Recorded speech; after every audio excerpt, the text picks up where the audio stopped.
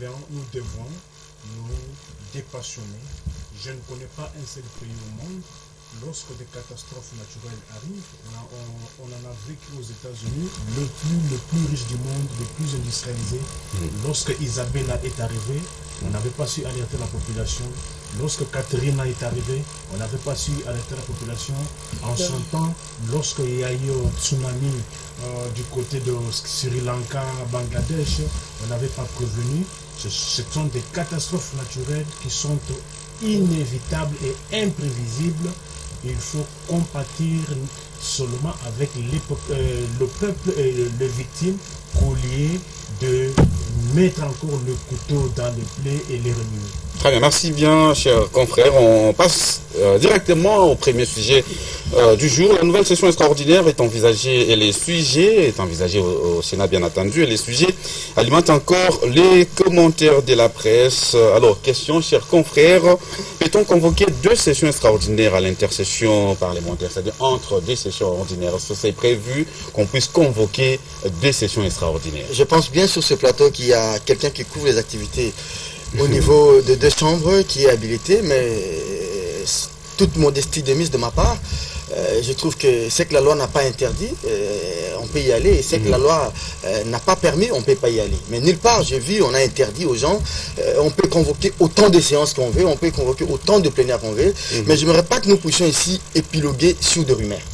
Moi, en tant que journaliste, mes professeurs m'ont enseigné, et je parle sous leur contrôle, les faits est sacré et les commentaires il est libre. Jusqu'aujourd'hui, en tant que journaliste, en tant qu'analyste, en tant que journaliste d'investigation, je n'ai ni vu une décision officielle convoquant la session extraordinaire. Vous savez que pour convoquer une session extraordinaire, et c'est pas plus Roland Romain qui va me contredire sur ce plateau, une session est demandée soit par le président de la République, elle est demandée soit par le gouvernement, soit par les bureaux du Sénat ou de l'Assemblée nationale, soit par les membres, je crois, composant le 1/4 ou le 1/3 de l'Assemblée du Sénat, de l'Assemblée ou du Sénat. Jusqu'aujourd'hui, tout ce que je sais, c'est que les protocoles d'État au niveau du Sénat a fait un communiqué sur les zones de la RTNC, Radio-Télévision Nationale Congolaise, demandant aux sénateurs de ne pas quitter la ville et demandant à ceux qui sont au-delà de Kinshasa de pouvoir regagner Kinshasa en vie d'une session. Ce message qui était mal interprété voilà. par certains de nos confrères qui ont distillé cette information. En vue d'une session extraordinaire. Moi, je ferai bien les commentaires sur cette question au moment où je verrai une décision, comme on dit, décision numéro tel, barre, président du Sénat, barre 2015, portant convocation de la session extraordinaire, tout. Les présidents du Sénat, sur demande, par exemple, du bureau, jusqu'aujourd'hui, comme je n'ai pas encore vu, je comprends tout simplement qu'il n'y a pas une session extraordinaire. On attend le président Léon Kengo Adondo. Il rentre le samedi, il n'est pas là, on ne sait pas. Qui a signé cette décision? Je suis allé, pour vous donner de l'information, au cabinet du vice-premier et du vice-président du Sénat. Il y a Edouard Mokolo Apomo. Vous l'appelez, hein? J'ai vu. Oui, Edouard Mokolo Apomo. On l'appelle affectueusement. Je sais qu'il est de chez vous, de l'Équateur. Oui, l'Équateur est aujourd'hui morcelé. Du sud au Bangui. J'ai vu son directeur de cabinet. Je lui ai posé la question avec mon équipe. Il me dit, non, il faut des audiences. J'ai dit, mais montrez-moi ne fût-ce que la décision qui a convoqué. Le protocole d'État n'a pas la mission de convoquer une session extraordinaire. Très bien. Donc ça, c'est la première question. Deuxième, et je comprends par là. Parce qu'aujourd'hui, c'est la majorité qui est en train de forcer un peu la main. On veut forcer des choses avec certains sénateurs de la majorité, avec les protocoles d'État. C'est un imbroglio. Troisième chose, peut-être je vais terminer par là pour donner aussi du temps aux amis de comprendre. Il ne faudrait pas que les sénateurs puissent se rebuffer. Il ne faudrait pas que les sénateurs puissent aujourd'hui tenter de perdre les capitales confiance, comme je l'ai dit toujours, qu'ils avaient acquis au mois de janvier quand ils ont élagué l'alinéa 3 suicidaire de l'article 8 de la loi électorale, salué par l'ensemble des Congolais, pour revenir sur cette question de la loi de répartition des sièges. Parce qu'il ne faudrait pas que nous puissions donner l'impression, comme vous l'avez dit à l'introduction de l'émission, qu'il n'y a pas eu vote. Non. Les votes a 3 caractères. Vous avez le vote positif, vous avez le vote négatif, Et vous avez l'abstention. Même l'abstention constitue un vote. Il y a eu 62 sénateurs. Et je réalise ici que dans ces Sénats, il y a la MP qui est majoritaire. Et je pense que c'est un projet venu du gouvernement, c'est-à-dire de la MP au gouvernement. Ce sont ces sénateurs qui ont voté pour, je ne sais pas moi, 43. 47, ce sont ces sénateurs 47. Ces sénateurs qui ont voté abstention, 12. Ce sont ces sénateurs qui ont voté, je ne sais pas moi, non, 4. Mais c'est un résultat. Et le résultat est là. Pourquoi on doit revenir déjà sur une plénière et qui a donné des résultats? Je pourrais peut-être répondre sur cette question. Le problème, c'est que le nombre de votants requis n'a pas été atteint. Donc, il fallait avoir au moins 50. Est-ce qu'on donne nécessairement pour que la loi passe? Non, est-ce qu'on donne nécessairement avoir cette loi passée? C'est ça le problème. Voilà. Pius Romain, Serge l'a dit tout à l'heure, vous êtes l'un des permanents du groupe de presse L'Avenir au Parlement. Vous pouvez nous éclairer par... Est-ce que c'est normal que le Sénat puisse convoquer une deuxième session extraordinaire? On peut en convoquer même 4 à 5 sur une matière donnée, en urgence. Par exemple, l'article 115, l'article 116 et l'article 117 de la Constitution le disent particulièrement. Par exemple, l'article 116 dit que chaque chambre du Parlement peut être convoquée en session extraordinaire par son président sur un ordre du jour déterminé, à la demande soit de son bureau, soit de la moitié de ses membres, soit du président de la République, soit du gouvernement, comme ça je l'ai dit. Et à l'article 17, l'inscription, 117, l'inscription par priorité à l'ordre du jour de chacune des chambres d'un projet de loi, d'une proposition de loi ou d'une déclaration politique générale et des droits si le gouvernement, après délibération en Conseil des ministres, en fait la demande. Donc, la session extraordinaire convoquée par la Chambre haute, elle est valable. Qui en a fait la demande? Constitutionnelle. Que ça soit un membre de l'institution. C'est un projet, tu l'as dit, qui vient du gouvernement. Et si le gouvernement estime que cette matière est prioritaire pour la marche de la République, même si vous venez de clôturer la session, non, s'il vous plaît, même si vous venez de clôturer la session, il y a 20 minutes, on peut vous ramener à une session extraordinaire pour une matière donnée, jugée urgente. Donc, c'est vrai, la Constitution, l'article 115, dit que l'Assemblée nationale et le Sénat siègent en session ordinaire 2 fois l'an. Session ordinaire? En session ordinaire, 2 fois l'an. 2 fois l'an. La session de mars et la session de septembre. La session de septembre. La session de septembre, elle est budgétaire. 2 fois l'an. Mais lorsqu'on parle d'une extra, c'est-à-dire il y a une matière quelconque qui revêt un caractère urgent. Et c'est le gouvernement qui a besoin de ça. Dans ces cas, et ce n'est que les chambres législatives, les 2 chambres législatives, qui peuvent donner leur quitus. Puisque tu as parlé du vote, effectivement, il y a eu vote. La vérité, c'est quoi? Je l'ai toujours dit plusieurs fois dans mes émissions. Même les sénateurs ne veulent pas aller aux élections. Très bien. Il faut organiser les élections locales, municipales, urbaines, provinciales. C'est leur départ. C'est ça le sabotage que je peux dire, qui a eu lieu ces jours-là. Et quand je parle du Sénat, je parle de toutes tendances confondues. Est-ce que les sénateurs vous ont dit qu'ils avaient peur de...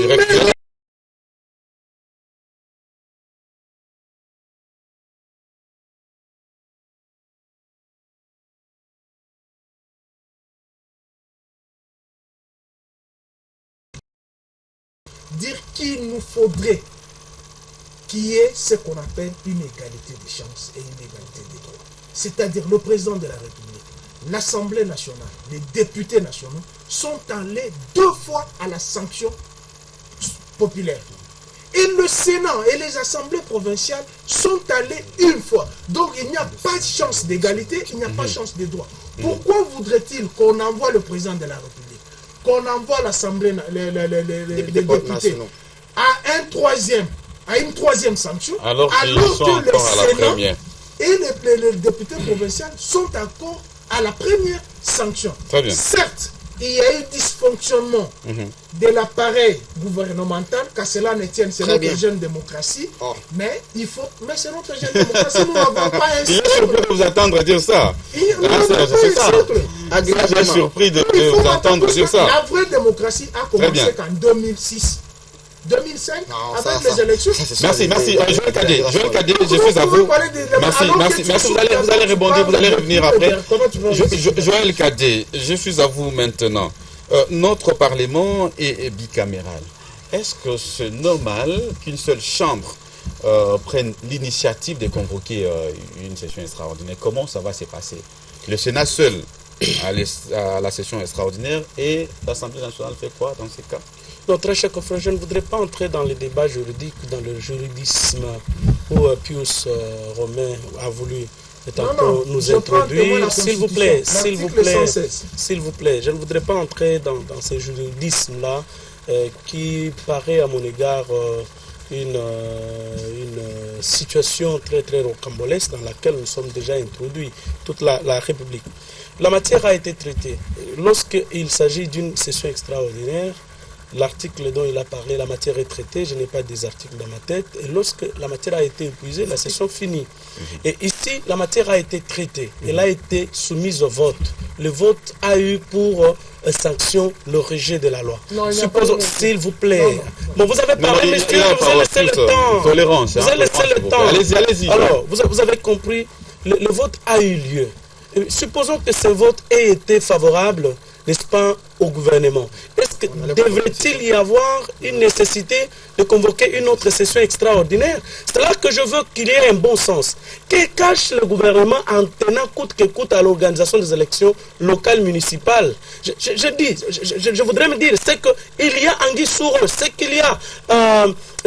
c'est un arbre qui cache la forêt, donc ces élections ici. Parce qu'on ne peut pas comprendre qu'au cours de la session extraordinaire... Est-ce la volonté du gouvernement ou c'est constitutionnel tout ça? Non. Ici, il s'agit de la volonté du gouvernement. Les élections, ce n'est pas la volonté du gouvernement. Non, vous savez, très chers confrères, les gens sont en train de se perdre en esprit pour rien. Même lorsqu'on parle du Sénat, ici, j'apprends ici que non, les sénateurs n'ont pas eu les mêmes chances. Est-ce qu'il revenait-il aux sénateurs eux seuls d'organiser leurs propres élections? En tout cas, c'est non-sens, c'est insensé. S'il vous plaît.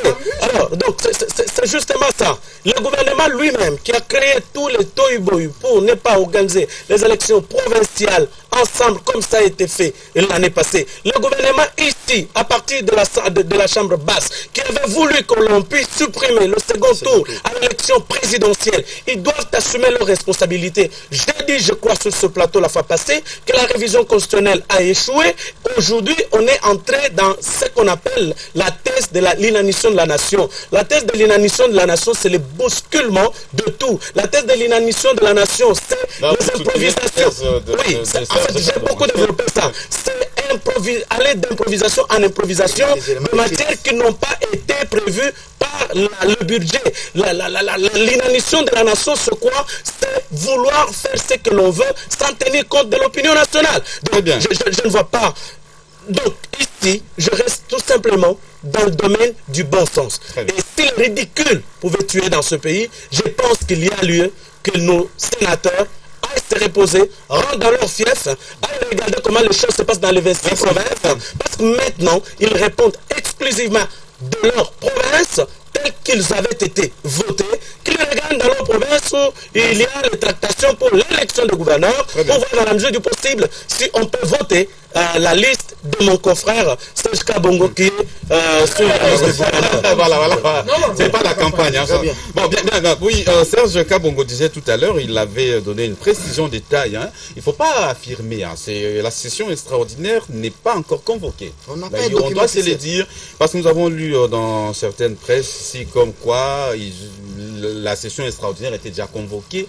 J'ai eu à avoir au téléphone le rapporteur adjoint du Sénat qui a dit la session n'est pas encore convoquée, on attend la décision, comme Serge l'a dit. On pourra plutôt parler, on pourra plutôt dire le Sénat envisage, parce que ce n'est pas encore convoqué. On doit donner cette précision à l'endroit de nos chers téléspectateurs et certains journalistes, certains professionnels des médias qui sont allés vite en besogne en affirmant qu'il y a session extraordinaire à partir de ce lundi 10 août. Alors, Nico Faye-Mbikai, il y a l'opposition qui n'est pas d'accord avec la démarche de la majorité, selon une certaine opposition. Selon cette opinion, la convocation d'une deuxième session extraordinaire, c'est non seulement violer la Constitution, mais également violer les règlements intérieurs du Parlement.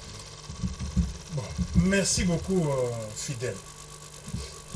En tout cas, quelque part, je commence moi-même à vous imputer cette responsabilité. Imputez à moi. Nous parlons sur quoi? C'est des rumeurs. Ici, sur ce plateau, nous verrons tabler sur les procès d'intention. Non, ça ne peut pas exister. Jusque-là, étant donné qu'il n'y a pas une décision prise par une des chambres, ou soit par le gouvernement, nous ne pouvons pas tabler sur ça. Il y a beaucoup d'autres matières nécessitant de longs débats sur lesquels nous avons... Si on a retenu ces sujets, c'est parce que la loi portant répartition des sièges n'est pas encore promulguée, n'est pas encore envoyée au président de la République. La loi traîne encore au niveau du Parlement. Pourquoi? Parce que elle n'a pas encore été votée. Non, s'il vous plaît. Comme c'est prévu par le règlement. La loi n'est pas encore votée. Selon le vouloir du prêtre. Selon le règlement. Selon le vouloir du prêtre. À l'Assemblée nationale, il y a eu vote. Tout comme au Sénat, il y a eu vote. Très bien. N'attendez pas que le vote, que le Sénat aille toujours dans le sens voulu par l'Assemblée nationale. Quand est-ce que la balle pouvait être retournée dans le camp de l'Assemblée nationale? S'il y a eu vote, mais en des termes différents, non identiques. Voilà. En ce moment-là, il y aurait eu commission mixte paritaire. Mais in spécie, il y a eu rejet. Il y a eu vote, mais qui est rejetant cela. C'est-à-dire, il n'y a pas lieu de convoquer, d'envisager une quelconque session extraordinaire. C'est là qu'il y a un problème. Exactement, c'est là qu'il y a un problème. On ne veut pas entendre parler du rejet, parce qu'on dit jusqu'à preuve du contraire, la loi n'est pas rejetée et la loi n'est pas non plus votée. Qu'est-ce qu'on appelle vote? C'est là qu'il y a une confusion. La loi n'est pas passée. La loi est une loi votée. La loi est passée. Allez-y. Parce que les parlementaires nous ont appris beaucoup de choses pendant ces temps. Allez-y. Les votes, même s'il est contre vous, c'est un vote. C'est un vote. S'il est à ma faveur, c'est un vote. Si on s'abstient, ça s'appelle vote. Il y a eu vote au Sénat. Il faut tirer les conséquences. Il faut tirer les conséquences. Que dit la loi à ce sujet? Pour qu'une loi soit votée, soit déclarée votée, qu'est-ce que dit la loi? Le règlement. Pardon, qui nous éclaire un peu là-dessus. Que dit la loi à ce sujet? Pour qu'une loi soit déclarée votée ou adoptée. Je suis d'abord étonné d'entendre le propos de Kadé. Sincèrement, je suis très étonné lorsque Kadé dit pourquoi les gouvernements s'acharnent sur cette loi. Je veux te répondre par un exemple occidental. Comme porte-parole du gouvernement. Non, en tant que journaliste. Allez-y. Lorsque Obama menace le Congrès avec son droit de veto pour faire passer sa loi. C'est prévu dans leur constitution. Tu peux me dire où ce n'est pas prévu qu'une matière soit débattue au Parlement? Dans notre constitution, je viens de te lire les articles 116. Chaque chambre du Parlement peut. Puisque j'ai entendu que non, puisque si le Sénat est en session parlementaire, qu'adviendrait de l'Assemblée nationale. Mais l'article 116. Qui dit cet article? Qui dit cet article? Il a déjà lu ça, il a déjà lu. Est-ce que toi, une chambre peut convoquer autant de fois. Pourtant, nous avons un parlement bicaméral. Vous entrez dans l'anarchie. Or, nous sommes les gens de droit. Vous avez toujours voulu avoir un état de droit. Et voici un état de droit, ce qui dit l'article 116 de la Constitution. Chaque chambre du Parlement peut être convoquée en session extraordinaire sur une matière donnée. Ça, c'est et si le gouvernement estime, par sa politique de gestion de la République, que cette loi est importante, pourquoi toi tu dois t'obstiner? Bon, vous allez les cas de cette loi, on peut dire... Attendez. Les cas de cette loi, on peut dire qu'elle a été votée, elle a été rejetée. Qu'est-ce qu'on peut dire de ça? Qu'est-ce qu'on peut retenir? La loi n'a pas été rejetée. Puisque je prends les propos du président de l'Assemblée nationale lors de la clôture de la session extraordinaire de juillet. La loi n'a pas été rejeté. Il y a eu vote positif, mais un vote qui n'a pas été couronné par les coromataires selon la loi. Il y a eu sur 62 votants, 47 positifs, 2 rejets est très abstention. Mais dans ce cas, Attendez. S'il faut tirer les conséquences, c'est l'Assemblée nationale qui va tirer. Ah bon? Est-ce que je peux parler? Oui, juste. Très bien. Très bien. Les amis, on va parler. Non, Nico vient de parler. On va équilibrer un peu. Nico, allez-y. S'il vous Des plaît. bonnes Moi, idées. je- On va vous accorder la parole. On va vous accorder la parole. On va demander à plus mobile de dodger même une heure. Je n'arrive moi à comprendre d'où vient ce tohu-bohu. La question d'abord que nous devons nous poser est seule de savoir. Y a-t-il vote ou pas? Il y a eu vote Mais s'il y a eu vote, positif. non, je dis c'est s'il y a eu vote, c'est une sanction. C'est-à-dire Il y a la eu sanction est là. Oui, positif. Alors, pourquoi encore enlever? Et d'ailleurs, parce que plus vous venez de lire l'article 116, mais partiellement, il faut aller plus loin. Comment ça? Oui. Qu'est-ce qu'il a laissé? clôture, Oui. La clôture. La clôture intervient Oui. dès que la Chambre a épuisé l'ordre du jour pour lequel elle a été convoquée. Donc, selon vous, comme l'ordre du jour n'a pas été épuisé, les Sénats n'allaient L'ordre du jour a été épuisé. Non, s'il vous plaît, est-ce que l'ordre du jour avait-il été épuisé ou pas? Est-ce que pouvez-vous lire les articles suivants qui Allez, précisent par allez, contre oui, que oui. lorsque l'ordre du jour n'est pas épuisé, Oui. il est reporté à la première semaine de la session ordinaire Prochaine. prochaine. C'est écrit où? C'est écrit où? Dans la même constitution. Non, mais je vous dis. Non, Non, c'est- il y a un problème. Calmez-vous. Non. Calmez-vous.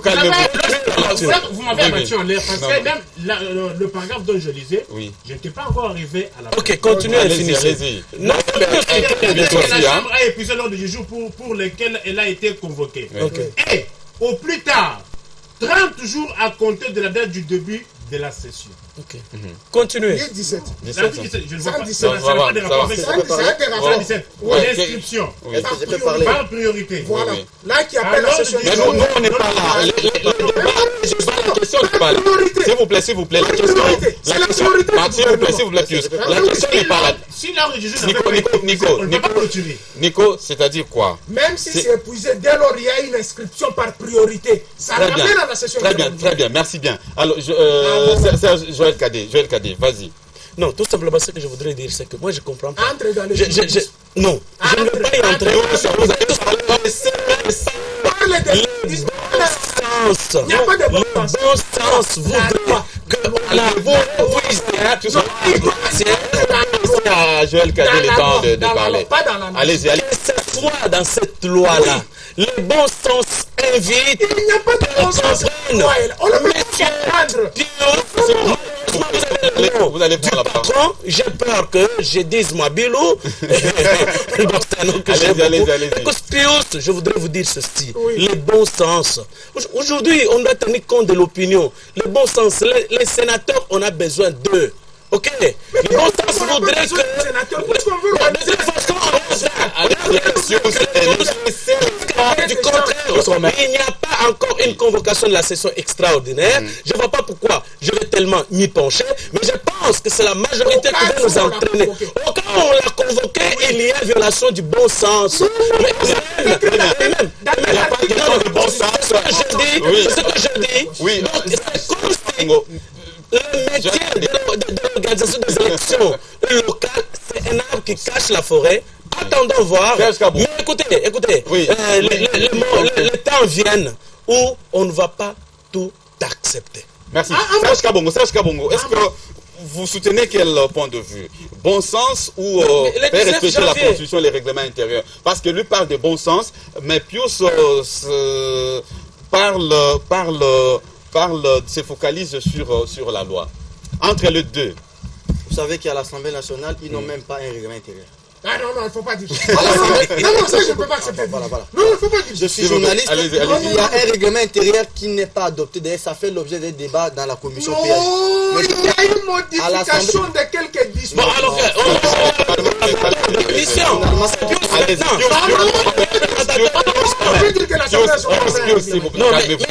les gens parlent. Calmez-vous un peu. Mais Calmez-vous. la position de la- Dans la session, Les temps passent, on n'a plus assez de temps. On n'a pas le temps. Allez-y. Pour un peu de respect qu'on a vis-à-vis des téléspectateurs qui nous suivent, que ce soit au pays au-delà de frontières, RTGA, c'est un média, je dirais, international parce qu'on nous suit à travers planétaire. Internet. Nous devons avoir un peu de modestie, s'il vous plaît. Si prochainement on va venir débattre des choses comme ça, ne m'invitez pas. J'ai envie de quitter les médias. Non, allez-y. Journalistes, apprenons à respecter le téléspectateur. Allez-y. Je reviens sur ce que j'avais dit. À la convocation de la dernière session extraordinaire, il y avait 4 points de division. Notamment, la question sur le règlement intérieur de l'Assemblée. Aubin Minakou, il gère pendant tous ces temps, il ne sait pas donner à l'Assemblée nationale un règlement intérieur définitif. Ça, c'est le premier point. Deuxième point, Aubin Minakou, en tant que président de l'Assemblée nationale, même pas un étudiant de jeu et en droit ne peut pas lui rappeler qu'il n'a pas compétence de commenter ce que l'autre chambre est en train de faire. Kengo ne le ferait jamais. Ok? Un peu de modestie, s'il vous plaît, monsieur le président de l'Assemblée nationale. Je reviens maintenant sur le débat. J'aimerais que ça soit acté ici, comme puis je suis en train de me suivre religieusement, qu'il n'y a pas une convocation d'une session extraordinaire. Il n'y a pas encore convocation. Deuxième chose, c'est qu'il ne faudrait pas que cette question divise aujourd'hui la classe. Parce qu'on s'est dit, si on n'a pas ces calendriers, on n'a pas ces projets à temps, on risque d'avoir une victoire de l'opposition sur la majorité parce que l'opposition ne voulait pas de cette loi, parce qu'on devrait aller directement aux élections locales, municipales, parce que l'opposition avait demandé qu'on postpose ces élections. Alors, la majorité non plus ne peut pas jouer les jeux de se dire non, on doit coûte que coûte avoir ces projets de loi pour une victoire sur l'opposition. Non. Il ne faudrait pas que nous puissions nous comporter de la sorte. Même pendant la prochaine session de septembre, on peut examiner cette matière et on aura toujours ces élections-là. Si on tient tout s'est fait sur base du calendrier global publié par la commission électorale. Déjà, vous savez, on risque d'être en retard, n'est-ce pas? On va voir ça la session prochaine. Est-ce qu'on est simplement en retard en ce qui concerne la loi, ou bien on est aussi en retard en ce qui concerne les décaissements? Parce que vous avez suivi, malheureusement. Oui, ça c'est un autre sujet. Je termine par là. Kalamba a dit que le plan de décaissement de la CENI, le gouvernement ne donne pas l'argent. Pour la loi, on sait tout coûte à avoir cette loi, et pour l'argent, on ne sait pas donner de l'argent. Très bien, oui, allez-y maintenant. Maintenant, vous avez la parole. Oui. Allez-y. Pour la 4e fois. Allez-y. Après avoir torpillé les autres. Puisque c'est une matière pour laquelle je couvre et j'ai 16 ans pour parler. Vous avez une minute rapidement. Vous avez une minute. En une minute. Allez-y. Vous avez une minute. Vous avez une minute. Aubin Minakou n'a pas droit de commenter sur ce qui se passe dans une autre chambre. Mon frère, il faut lire le règlement intérieur dont tu parles. Quel règlement? Ils n'en ont pas. Non. Ils n'en ont pas. On n'a plus assez de temps. Tu as une minute. C'est la commission Une minute. Pourquoi le président de l'Assemblée a essayé de recadrer les choses? Il tombe trop bas. Puisqu'il y a eu tellement de supputation sur le rejet du dit projet. La presse a tellement parlé que le Sénat a rejeté le projet, ce qui n'en était pas. C'est pourquoi il a recadré les choses. Et il a dit qu'il attendait la correspondance officielle du Sénat pour lui signifier s'il y a eu rejet ou s'il y a eu vote positif, mais le quorum n'a pas atteint. C'est ça le mot qu'il faut dire. Très bien, merci. Il a compris. Il a compris. Mais je ne suis pas convaincu. On a plus le temps, très bien. Nico n'a pas beaucoup parlé. Nico, vous concluez, on va conclure avec vous. C'est un fils maison, il a tout le temps. Merci. Non, c'est pas ça, c'était vrai. Non, loin de nous. Nico, Fandiga, vous avez la parole. Nico, allez, concluez rapidement. Bon. Je vais vous accorder 30 secondes pour achever. Allez-y. Je ne suis plus dans le fanatisme. Oui. Et je suis là pour désenvoûter et délivrer mon peuple. Pourquoi je dis cela? Oui. Si vous suivez très bien ce débat, d'un côté, il y a les opposants, de l'autre côté, il y a la majorité. Et maintenant, on s'égare de la Constitution. Oui. Ici, entre la Constitution et le bon sens. Vous voulez quoi? Qu'on applique quoi? C'est la Constitution qui doit être appliquée. Très bien, merci. C'est bien conclu. Kabongo, 30 secondes. 30 secondes pour terminer cette page. Attendons. N'épiloguons pas. Non, Pius. Non. Soyons sérieux quand même. Allez-y. N'épiloguons pas. Oui. Personne ne vous dit que Kengo va fléchir face à la pression de la majorité. Et j'aimerais terminer en disant que les votes, l'abstention constitue un vote, comme le oui constitue un vote, comme les non-constituants votent. Très bien. Les votes, ce n'est pas simplement comme le bon vouloir du prince l'exige. Non, Très c'est bien. pas ça. Kadi. Non, je voudrais juste demander, dans mes 30 secondes là, que mon confrère qui a la Constitution me lise tout simplement l'article 110 le premier alinéa. Point barre. Oui, je clôture par là et vous allez comprendre que nous sommes toujours dans les désordres. Non, c'est juste ça. Oui, 110. À la fin, ce sera la conclusion. C'est ma conclusion. Le mandat de député national ou du sénateur prend fin par expiration de la législature. C'est fini. Merci beaucoup. On tient à cette bruit pour des raisons bien évidentes. Merci. On est arrivé à la fin. Merci. Non. Vous n'êtes pas obligé. S'il vous plaît. On va revenir. Merci bien. Parole du gouvernement ici. Merci. On verra ça la semaine prochaine. Nous allons voir si la session extraordinaire sera convoquée au Sénat. On reviendra la semaine prochaine. Promettez-moi que vous serez ici. Il faut donner la parole d'une manière équitable. Il faudrait respecter on va inviter surtout lui qui on va finir la semaine. Il va rester ici. Il n'a fourni aucun effort pour venir ici. Merci à Paul Magna qui nous a réalisé. Merci à vous également, chers téléspectateurs, qui nous avez suivis. Nous prenons donc rendez-vous avec vous le vendredi prochain à la même heure. Et cette même émission est rediffusée les dimanches à partir de 11h. Vous avez compris qu'on n'a pas eu le temps d'aborder un deuxième sujet. Vous avez compris que les sujets étaient vraiment importants, hyper importants. On n'a pas pu même vider le premier sujet. On va revenir la semaine prochaine. Et quant à moi, je vous souhaite un bon début de semaine. D'ici là, portez-vous bien. Au revoir.